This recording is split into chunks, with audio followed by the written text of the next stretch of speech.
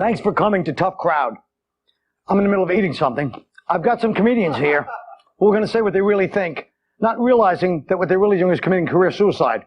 Because when I was growing up in my neighborhood, jobs and schools, and all were racially mixed. We insulted each other based on stereotypes. Irish were drunks, Italians were dumb, blacks were criminals, and the Puerto Ricans had 3 kids by the time they were 12. Now, was that stereotyping or objective journalism? That's what we're going to find out tonight.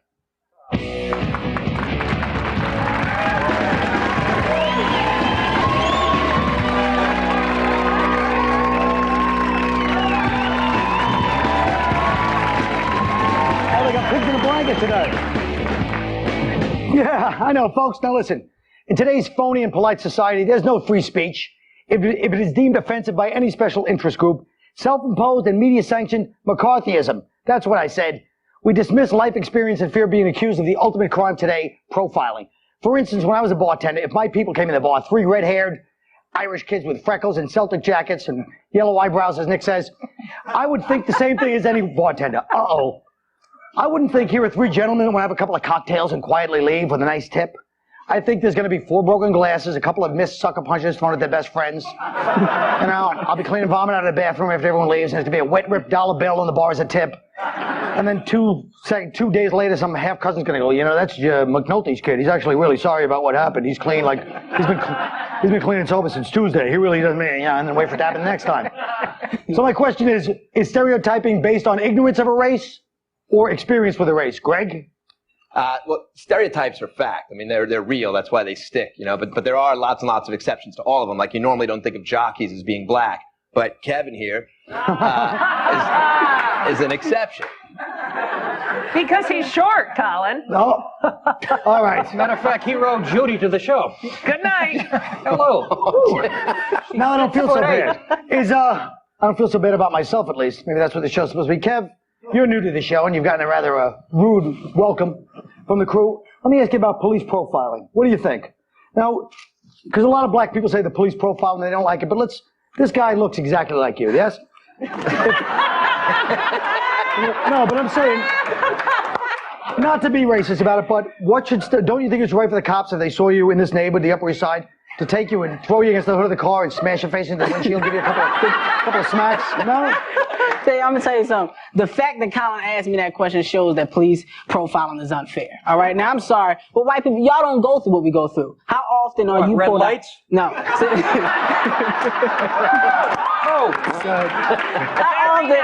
often are y'all pulled out your car for nothing, for driving with one hand and immediately beaten? No, you're not. You're in the comfort of your own cars. You're driving and you do what you normally do. You look at us and put a thumbs up to the cops because that's what you want to see. You know what? I'm so tired of hearing. Black guys always talk about the disadvantages of being black all the time. What about the advantages, Kevin? If you were white, you wouldn't be nearly as adorable. And you know that's true. This guy's gonna be a big star. If you were a 4-foot tall white guy, you'd have no options in show business. I mean, really, you'd be like a little elf, little Santa's helper during Christmas time. That would be it. But I would be happy. I wouldn't complain. That's the bottom line. Now the thing is, black people, we go through a lot, all right? Now, I'm sorry, with the cop thing, you can't tell me, Greg, how many times have you been driving and pulled over and questioned about your papers in your car? Is your insurance straight? But like you said, you drive with one hand. No white people drive like that except the Italians. Nick doesn't drive. I'm asking Greg. Greg, wait a minute. How many times have I been? How many times have you been pulled over, Greg? I don't drive because your cousin stole my car. What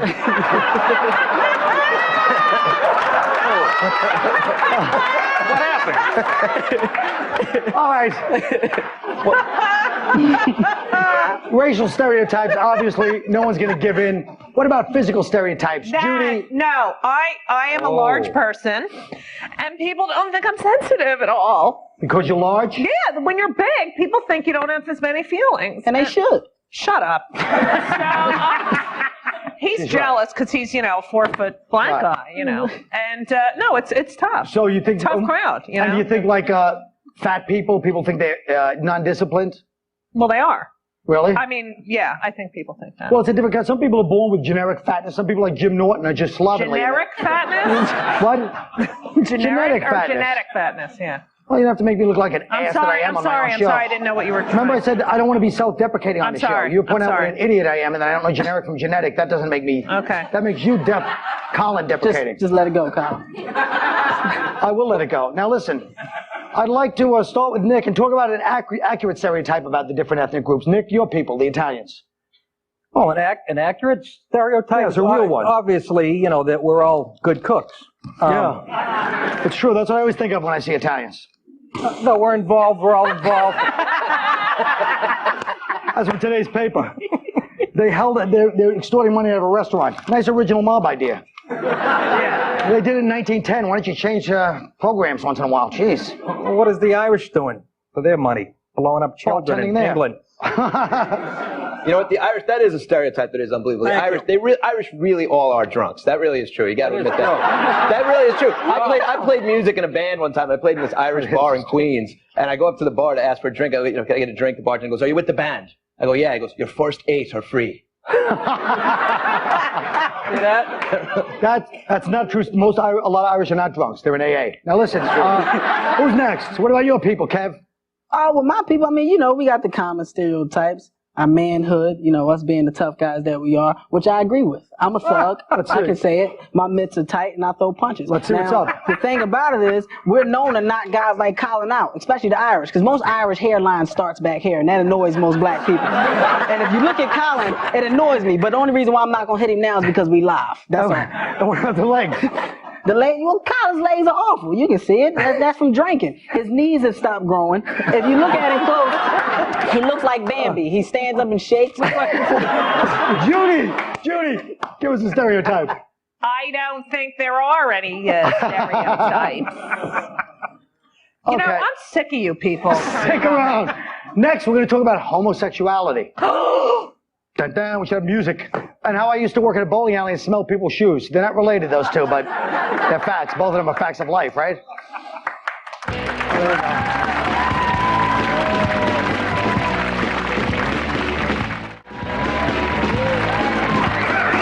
I don't want to change the subject, but back from the last segment, don't you ever talk about the Irish box. I'm going to get Mickey Ward to come in and pop you right in his eye. What do you think of that? Irish Mickey Ward. Wouldn't happen. Good to see fight fans around. All right, anyway. You look like Mayweather. I know we close. You know, in the commercial, he does not sound black, and then all of a sudden... He does. All right. The minute the camera's on, let me ask you something. Listen, you know? Homosexuality. Are you born gay? Is it genetic or is it environmental when people are gay? If most things are a combination, why wouldn't homosexuality be? Like, look at Barbra Streisand's son.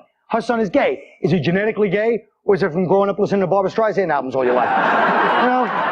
You know, growing up, a lot of people thought I was gay because the other kids would pull open the flap of my Dr. Denton's and play whack-a-mole. You know? Anyway, Judy. Yes. You are of the persuasion? Of the Leslie persuasion, yeah. Were you but born what is whack-a-mole? Oh, leave me alone. It's that stupid game at the carnival. Oh, all right. It's not bad enough it bombed. You got to question me on why I stink. I'm sorry. No self-deprecation. Well, that's why it bombed. No one knows what whack-a-mole is. Oh, all right. Yes, I knew that when I sat here in dead silence. Sorry. Come on, let's get to the Jewish thing. Let's go. Oh, watch out, Nikki. You know what? I think that you are born gay, but in my case, I wasn't gay until I started hanging around with the four of you guys. Good night, everybody. Do you think that's true? No, I think you are born gay. Yes, I do. Being a leslie myself, I do think. But don't you think a lot of... I always knew when I was a kid that there was something different, and don't start. No, I do think you're born gay. You know what I'm saying? But let me ask you this. Yeah. Why is it that every time in the past 12 years I run into you on a personal level, you let me touch your breast, and it's kind of a moment. It's not a joke to me. If it's a joke, I laugh. Ha ha ha. If it's a joke, I'm laughing. Just because... Now, if I did that, it would be rape. Yes. It would be rape if I did that. If you did it, it would lead to rape. It would. That's what she was saying. I know, that's what I'm saying. Cops will be here in a minute. Well, it would depend on if you were doing it during the commercial or when the camera's on right now. Or with 20-year friends. Now listen. No, I love men. I really love men. I just don't, Have you had sex with why do you have to look at my penis and go, I just don't, and look right there? I don't. You don't like sex with men? It's boring? It's more of it's an emotional thing. It's the whole package. Is it boring? You're physically repulsed by the whole package? I don't feel comfortable at all. It'd be Have you ever enjoyed a sexual time with a guy? Not really. So you wouldn't be comfortable with me? No. That's a whole nother story. But, It's really the whole package. It doesn't feel right. It'd be like Nick being with a guy, you know? Right. Which I can see that. You can see what? I can see you with a guy. I'm just saying, I can see Nick. If Nick was to say today that he was gay, it wouldn't be a surprise to me. Well, let me ask you something. In jail, go ahead. I was born gay, excuse me. You were born gay? Yes, but 8 months of breastfeeding wiped that right out. I'm just glad my dad, wasn't walking around naked when I was teething.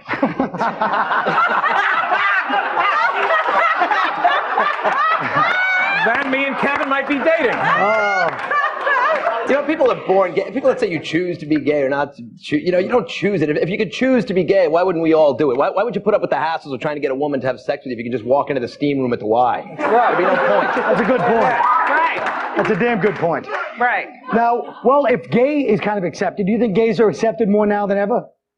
Not this show, but I'm saying in general, in society. More, yeah. In polite society. Well, I think it's more in people's... Do you think there's people still a know need- gay people now. People used to hide it all the time. Yeah. Now I think that it's out in the open. It really is disgusting, isn't it? Do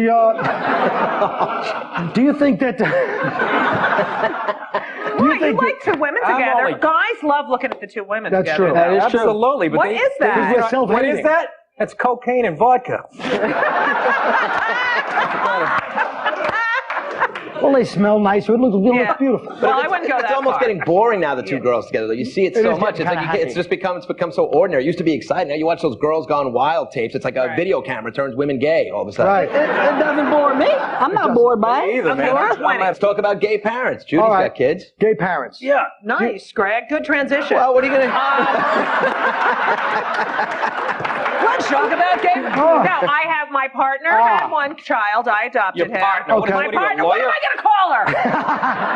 My lover. It's not like we ever Well- have sex anymore. No, here's the thing. No, because we're just like a married couple. I hate saying partner too. I know. I think Sounds like it's you're in a law I firm. know. Come on. But- Sounds like we own a mailbox, etc. or something. I hate it. It's annoying. But among lesbians, let me ask you one question, which always is, Yeah. because lesbians are attractive to guys. Why the Right. mullet? What was that about? Why the what? Why do they still have the rat tail in the get that. in the lesbian community? What if I had like a lesbian fashion magazine? We Yeah, could with do all the makeup rat tails. tips. Yeah. Oh, that's not a bad Yeah. idea. Yeah. I don't Flannel mind like shirts. gay women, two gay women adopting a kid, but I hate when they do the artificial insemination. That's what I did. I don't give a crap. I'm going to tell her. They can't Why? stay. They want nothing to do with men your whole life. I didn't Let me say- finish here, killer. And then you get the urge to have a kid. You end up knocking on my door with a turkey baster and a Dixie cup. I mean, come on. I really don't think any lesbian would pick your sperm to have the Oh, I child. do. Okay? The guys are clapping.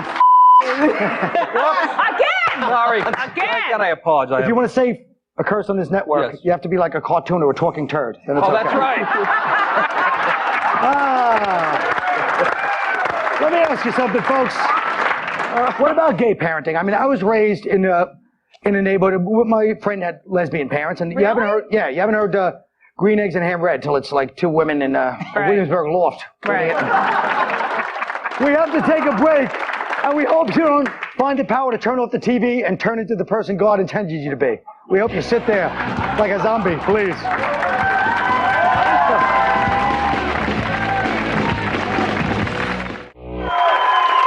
All right. Now up to TRL, today's race line. How do your people rate this week? People don't like to talk ethnically in this country, yet we all have our own radio stations, TV networks, magazines, clothing lines, movies, etc. We make 1960s Birmingham Transit Authority look like the MTV Beach House today. Do you understand that? That was a smart one. Each week, and a responsible one, I feel. Each week, according to their behavior, like TRL, you'll see how your people come in on the charts. Kenya, for instance, was number 2 last week because they celebrated winning the New York City Marathon by trying to put a Scud missile between business class and coach on the Jerusalem shuttle. Will they move to number 1? Leading off at number 10, India and Pakistan are fighting over a peace summit over there. I'm going to drop them both down to number 11 until they realize we'll never be able to tell them apart, except that the Pakistanis are less friendly and have mustaches and are less forgiving when you stutter out the wrong lotto numbers. They don't want to change them for you. At number 9, you have the Israelis. They pushed it this week, the Israelis, with their outrage over the Palestinian terrorist release coming to us again. Don't come to us with every little incident. You know we're there for the big one when you need us, all right? And I don't like your phony attitude, so helpless. Yeah, you're so helpless that every time I come out of 47th Street photo in a daze with my pants around my ankles, holding $180 worth of camcorder lenses that I didn't need. You weren't so helpless when I was in there. All right. Inching up at number 8 are the Mexicans. They got bumped up this week because that Vicente Fox speech and because I was woken up at 3 a.m. by 5 guys in a muscle car that were leaning on the horn after the Vargas fight. At number 7, you got North Korea trying to be tough this year with their bad self. They're busting Scud missiles over to Yemen in a cement boat. They were number 1, but the lady at my deli got them off the hit list when she broke a 50 for me at 2 o'clock in the morning for a scooter pie. Speaking of cement, your people, Nick, were a little aggravating this week. A surprise at number 6 is Italy for letting Cardinal Law hide in the Vatican over there like Michael Corleone after he shot McCluskey. But they did okay because The Sopranos defied network convention by not tying up all the loose ends this week, just like in real life. At number 5, new on the charts, are the Malaysians for criticizing us for supporting Australia. Hey, we have to support those dumb alcoholics. They fought for us in World War II, and they didn't have to be in it. People even forgot they were down there, and they still fought for us. I don't have any static with Malaysians here, but that's because I wouldn't know one if I saw one. I think I saw one on Cirque du Soleil. I'm not sure if it was him or somebody else. It could have been anything. Maybe it was Tunisian. I'm not sure. But anyway, bumping up this week to number 4 is the Saudi Arabian royal family that poured money into Al-Qaeda. What happened to the good old Saudi Arabian royalty? The 26-year-old prince you could trust to leave his money in America, you know, going into coke convulsions on a bathroom floor at Mohegan Sun, you know, while Tommy James and one of the Shondells hold a bag of ice under his testicles to revive him. That was what it was all about back then. Sliding in at number 3, the Chinese have been pushing my buttons lately with their next in line for the big promotion attitude. You really feel like you're on a roll with all your billion people, don't you, China? Let me tell you something. I've been there. I was number 2 in line at remote control. I got knocked back a couple of pegs. Life takes some funny turns. Like Paulie Walnut says, no one knows what the future holds, my friend. At number 2, Miss World. Nigeria, Miss World riots brought them down, but I'm not going to get mad at Senegal or the rest of West Africa because Christmas is coming. I got a lot of fake Rolexes to buy for my friends. So, if you're listening, Twibu, I'll be on the corner of 48th and Broadway in front of Sam Ash. Let's make a deal. And still at number 1, Iraq. You have really done it. You've hung on to the top spot for 47 weeks. You guys are like a regular Avril Lavigne, aren't you? As soon as we get through that 12,000-page document, you're going to get it, man. Join us next time. We could see new releases from Yemen, that little small country that's getting awfully cocky, considering they're the Staten Island of Saudi Arabia. I have jokes I could do, but it's not about me. It's not an ego thing to show. Here's the question. If you could change your race for a day, what would it be? Question, Greg. I would like to be Native American so I could enjoy the myth of moral superiority. When in reality, my people enslaved and murdered each other and killed way more buffaloes than they needed, just like every other race, because collectively people all suck. And also because if I was Native American, at least I could feel like my 12 grand in gambling losses were going to my own tribe. Judy?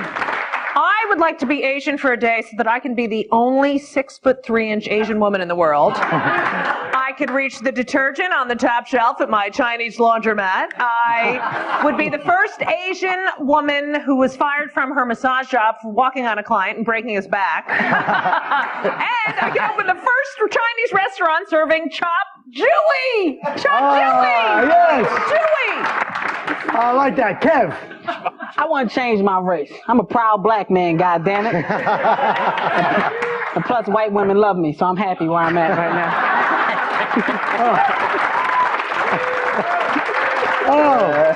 Nick. I think I see the problem with this country. All right, look. I want to be black for a day so I can find out where those meetings are and what they're saying about us. I want to be black for a day so I can live on cherry soda and cheese doodles and still have under 3% body fat. I want to be black for a day so I don't have to hear my black friends say, you don't know what it's like to be black, man. Okay, I think we've taken some big steps here, all of them backwards. Hakuna Matata, we'll see you tomorrow.